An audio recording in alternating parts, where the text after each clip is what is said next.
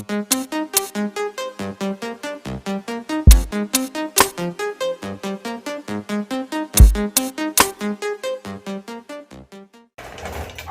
cool. So if you've been following the progress on the 750, I was actually looking for ways to thinking just about the next couple of upgrades and the stuff that I was gonna do to the motor, or the stuff that I was just gonna do to get the bike, you know, to the track as soon as possible. So there's a couple of things that I need in order to get the bike to the track, and actually gonna give you an update on few parts and whatnot.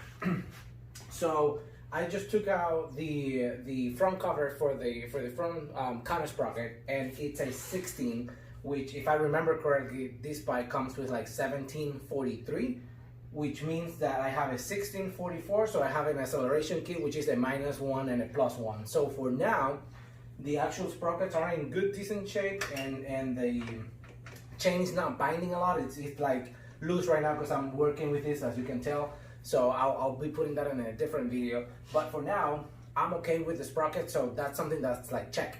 I already have the ignition, so check. I have a fuel pump that's working, check. I mean, the bike is doing idling.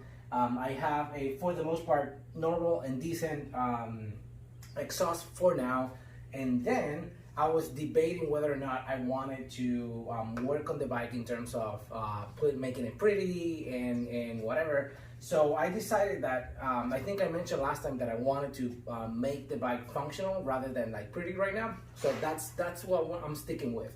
The one decision that I made is that for now, I'm just going to embrace the natural like Street Fighter look for the bike right now. I wanted to put all the plastics and put it super clean back together, but none of that is gonna make me fast for now. And all I care about is just establish a baseline on the 750 and put upgrades together to see if I can help people just to understand, you know, what makes sense when you take it to the track. So that's my main thing.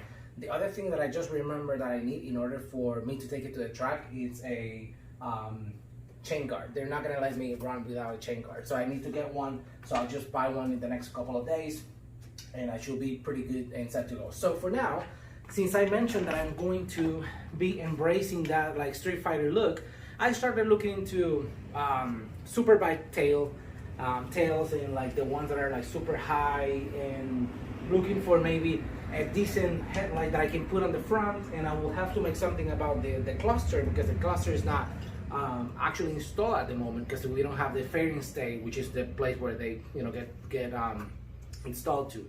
So I thought, you know what, if I just want to at least just have a tail and maybe just put a headlight for now, I can do that, just getting a couple brackets and whatever. So instead of spending money on a tail, if maybe at some point I'll change my mind and I want to go like the other route and actually put plastic on them, I might as well just like fix the one I have right now, make it pretty, and then in the future I can just go ahead and get a full kit instead of just peeling the kit right now. So as you can tell, there's holes in this. There's a hole here, there's a hole there, and I think there's a couple scratches on the other side. So what I'm going to do today is just fix those holes in a good way that I know how. So this is a combination like plastic and fiberglass. So my intention of what I want to do is just cut pieces of plastic in order to patch those holes and have some structure in them. And by adding that structure, I'm just putting it in a place where I can just sand it and then just add enough like strong structure behind it, so I can put a little bit of a bundle or maybe bundle on top of it, so I can just give it the right shape, and then have a foundation to give it that shape, and then I can go ahead and then just paint it on top. So walk with me today. All right, so first thing we're gonna do is to remove the tail.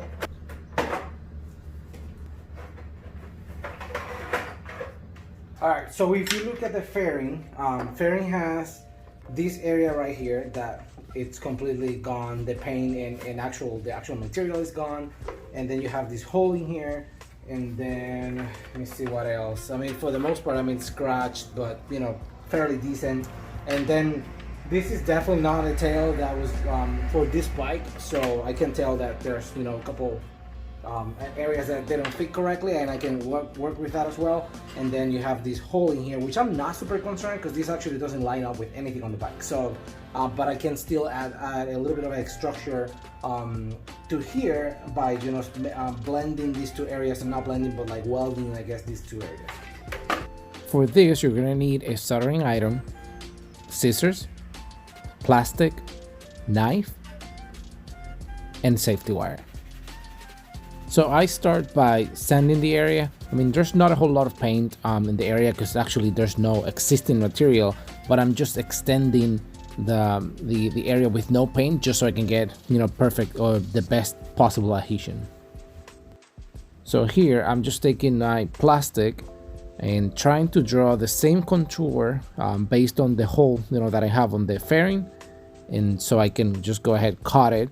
Usually I cut it in about the same size of the hole, or maybe just a little bit over the hole, just so I can have enough material to start melting on top of the existing fairing.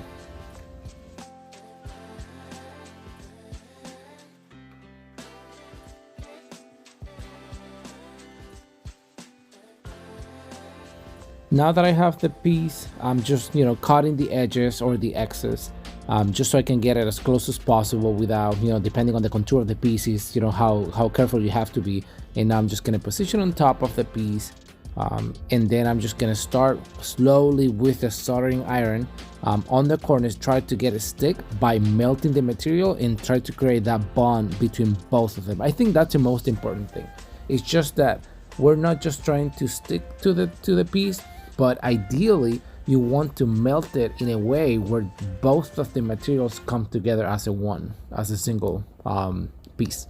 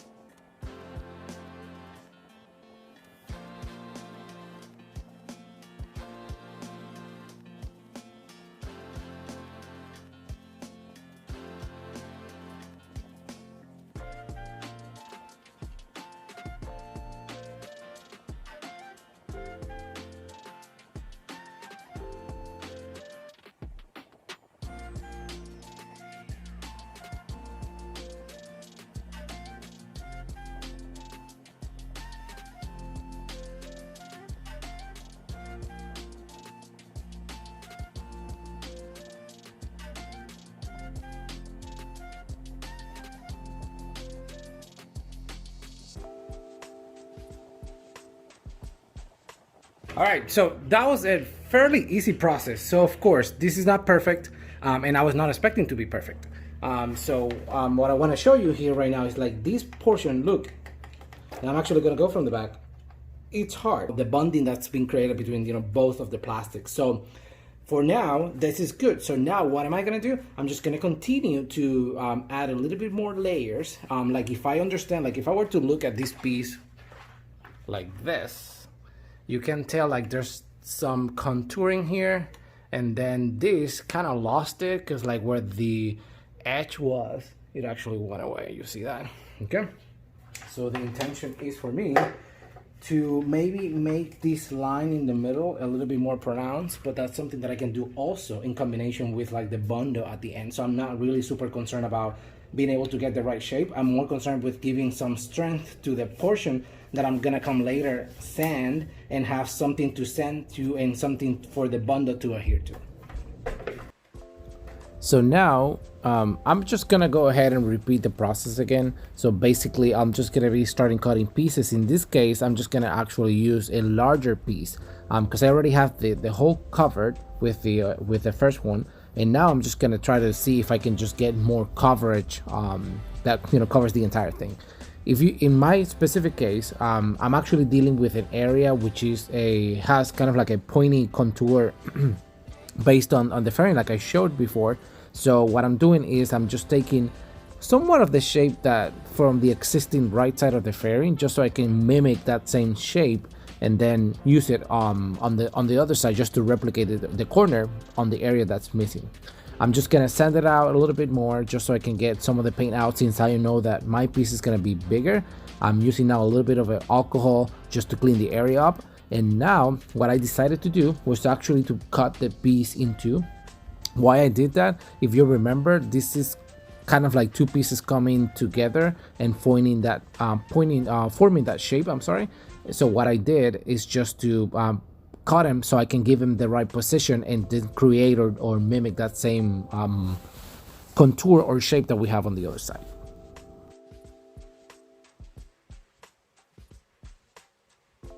All right, so this is not perfect right now, but I have now material. I'm just gonna be working it out a little bit more on these corners just to make sure that it's like completely flush. And then I have enough material here so I can just put my Bondo on top and then just like, you know, keep it light and ensuring that I don't have any areas that are coming off, just so that it's not gonna happen, you know, when the Bondo or whatever putty that I use on top, it's, you know, applied. So now this is how it looks on the inside. So you have like the clear, as expected, you know, the clear, same clear material that we were using. So since there's, I don't want to say it's a gap, but like, you know, the material is missing from the original fairing, I'm just gonna go ahead, clean this up a little bit, and then just put a patch of the same like plastic on the inside, just so I can keep it away from moisture or anything just getting inside and then ruining the paint job or whatever I do, you know, on the outside.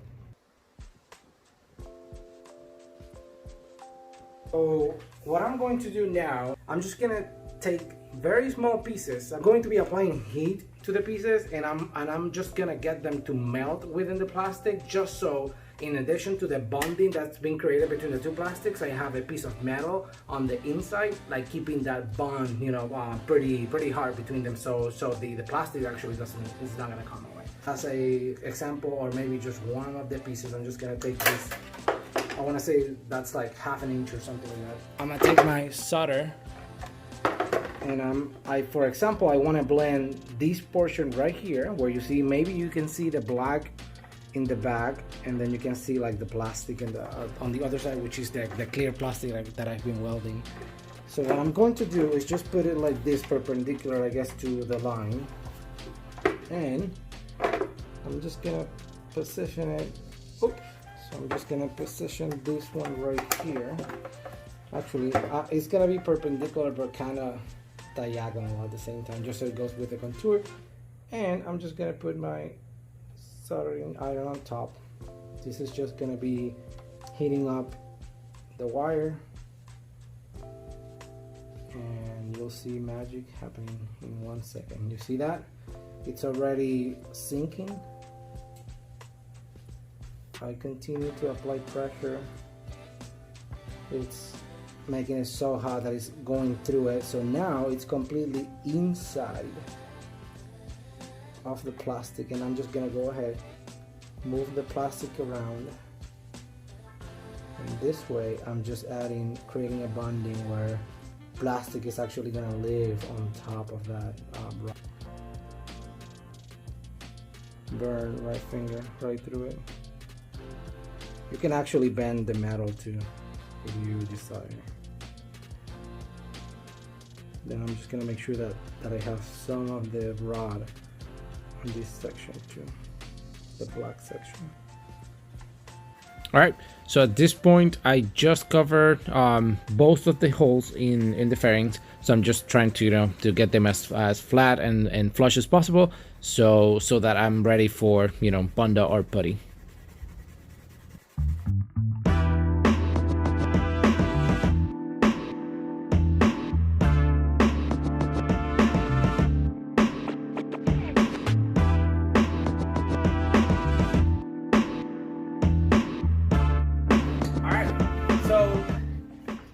This is it. Now I have a fairing, or at least the holes that I had in the fairings already covered. So now I have a surface that I can work with, and I have something that I can just stick, you know, a little bit of a putty on, or maybe Bondo if required. And I'm just gonna continue to, you know, sand it. This one is for the most part pretty good. And I mean, you can tell like there's a little bit of an edge that I still need to work on, and this one I kept like pretty rough on purpose. So I'm just gonna start with the putty and then just like give it a little bit of a shape once I get the putty, just so I can get that, you know, corner look right here, and then just kind of like focus on that. So I also show you guys the idea of straightening the parts by adding a little bit of a wire inside of the material we are welding. So this is cool, just so this is actually transferable to like anything at home. Like if you have a bucket, okay, mopping bucket for your wife, and I shouldn't say for your wife, but like if you have a mopping bucket at your house and then it breaks, you can just cut the cap of the one on a spray can and you can just like weld it into it. And I can tell you it's a very tight seal. So that's amazing. So now next step is to paint the bike. So I have a couple colors in mind, and next time my next video is gonna be me trying to like get the whole paint from this, making this looking great, and then just painting the tank as well.